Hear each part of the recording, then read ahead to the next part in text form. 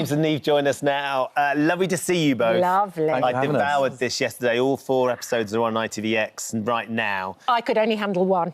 But it's not an easy watch, James, initially, is it? Because as parents or anybody, you'll sit there thinking, goodness me, what would we do if we found ourselves in that position? Yeah, that was the hook, which we were so excited about when we first read the book, was this amazing question. If you found out that your child was not your own, how would you react? And yeah, I mean, every time we mention the hook to anyone, they go, you know, the idea of these children being swapped. And it happens a weird amount. So, yeah, it's not that far-fetched, unfortunately. But it's watching how the 2 different couples kind of compute it and how their brain kind of tries to understand it, and then how each couple kind of separates from each other as well. It's so gripping. Yeah, we had fun. We had fun, didn't we? Yeah. We did, yeah. It's, I suppose, it's this bombshell that is thrown in, and as you said, it's going to strain relationships. It's going to cause us internal turmoil within both Pete, Maddie, Lucy, and Miles, and yeah, it is that thing of like going, God, what would I do in that situation, or how I would react? And but as a cast, like we bonded massively, like off screen. Yeah. You know, like what you see on screen is like so intense and sad, and you want to kill Miles. You really do. You really do. Yeah. But I also want to give Pete a massive kick up the arse as well. You're kind of like, come on, Pete, do something. Yeah, he's avoidant, poor old Pete. He's trying to do the right thing. He thinks doing the right thing is stepping back and, you know, being the kind of nice guy, and of course he has to step up. Yeah. But it's the dream stuff for actors, because it's that kind of, they're all real people, and it's all that sort of psychological dance and knottiness which we love to chew over. Well, because you're wearing 2 hats in this, as a kind of producer and actor as well. Is that what draws you to a project, if you actually do feel like slightly uncomfortable? And this is a slightly uncomfortable question, and you get that kind of twist in your stomach a little bit. For sure. I think you have to listen to your gut. Also, I came to producing kind of without really knowing how to do it. I have an amazing business partner called Kitty Koletsky, who I run the Rabbit Track pictures with, and she and I... well, she's taught me a huge amount, but at the beginning, I didn't have the experience she had, so it was really just running on gut. And when you read a book like this and you read that hook, as you say, your reaction is here, and you have to listen to that. And also, you forget that we sit with these projects, developing them. This was 4.5 years ago we read this book. Wow. So we've been with this material for that long, and so you have to be engaged with it and excited by it. Brilliant to act alongside, Niamh. What's he like as a boss? Well, Truth. no, it's really inspiring to watch James, like, you know, take on both the role as like the actor and the producer, and you go, if James can do it, anyone can. No, honestly, no. It was just wonderful to work with, and we sat down. Like, I was approached to do this by Kate Hewitt, the director, who wrote me a letter, and then I sat down with James, and you know, and that was the idea, is that just get the opportunity to work with James and James McCardle and Jesse, and it's that opportunity. Like, it's a character-driven narrative, and. Yeah, and it's really impressive to just see you, like, switch from having to balance two, which is really difficult. Like, for sure. Like, producing job is... Yeah, I wasn't really...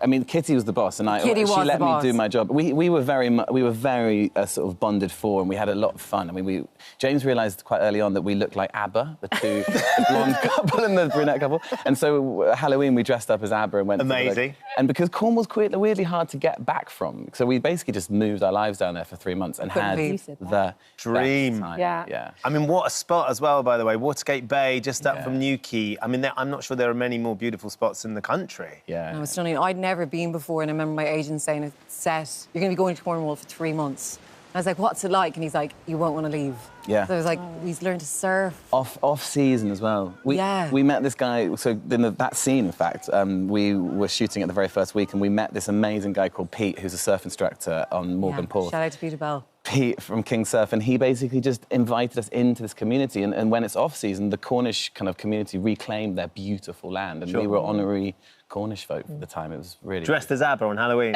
Yeah. Surfing. And the next day, James came in still dressed in his costume. That was the deal. We all said we were going to do that. No one else did.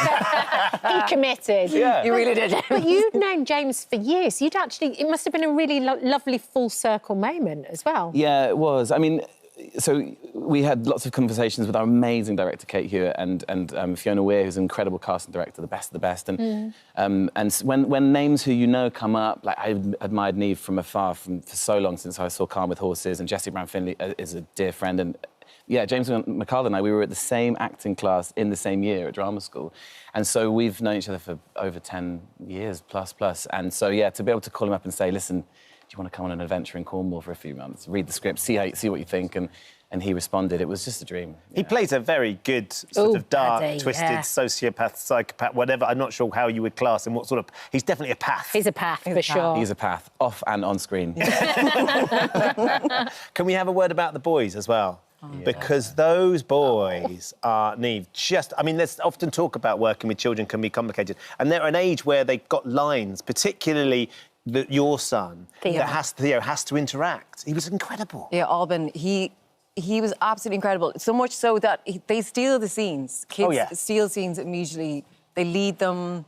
They bring this incredible energy onto set, and it was amazing to finally, work with a professional like Alban. After all these idiots, yeah. But yeah, and James McArdle, who you see, who plays, he's this bad guy, but James had this incredible chemistry with Alban that the two of them would just continuously improvise, and you had no idea what either one of them was going to come out with, which was exciting and really interesting, because it is the idea of you're playing these children against the adults within the scene, which is... And the magic of the kids being swapped, and that chemistry between Miles and your Theo is instant, isn't it? Yeah. And similarly with Niamh and Fraser, who plays David. Yeah, there was beautiful moments where he reaches out and touches her face. As an actor, all you want is to be acting opposite honesty and truth, authenticity. And with some actors, you don't get it. With kids, that's all you get. You know? So you're constantly reacting to what you're getting. It keeps you on your toes and brings out great performances in us, we hope. Well, it definitely keeps us on our toes. Gripped. It's such a great show.